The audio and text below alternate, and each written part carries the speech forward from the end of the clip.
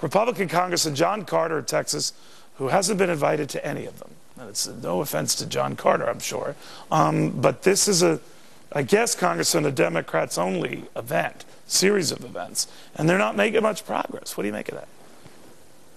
It seems that way. And no, they haven't invited me. I'd enjoy being there so I could see what kind of scrambling they're doing.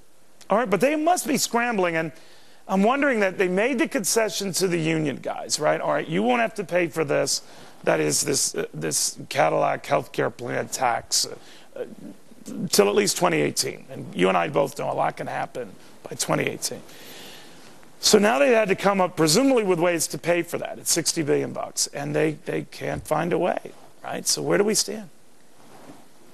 Well, you know, I'm not too worried about that. The longer they stumble and bump into walls and try to figure out which way to go, and the more fat deals they cut for their buddies, the more the American people are absolutely convinced that this is a bad deal for the United States of America, and it is. And so I'm hoping it never comes out of those smoke-filled rooms in the White House. So it is that for Republicans, isn't it, that it's a run-the-clock kind of a situation because they're hurting themselves, right, in reverse. Right? And what I'm curious about, Congressman, is the drop-dead point for you where you think that they're doomed, where if they don't have it out, it's done.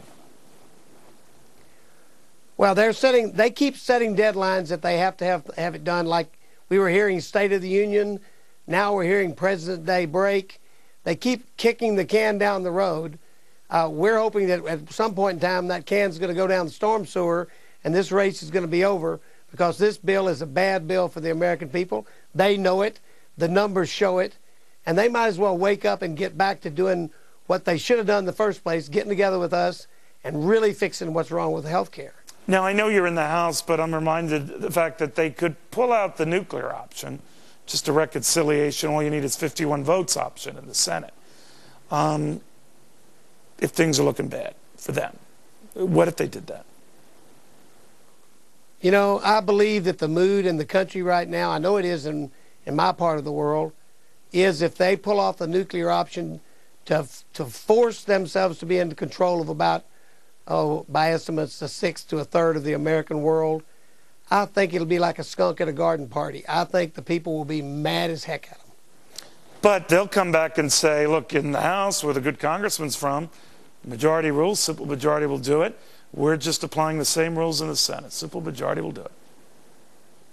Sure, that's what they'll say, but the American people have been educated now on what that means to do it by reconciliation.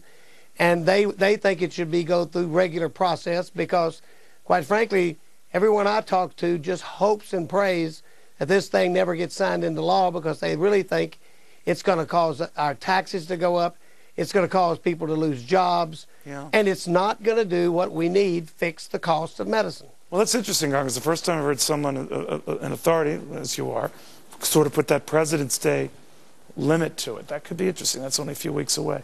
Congressman, thank you very much. You bet.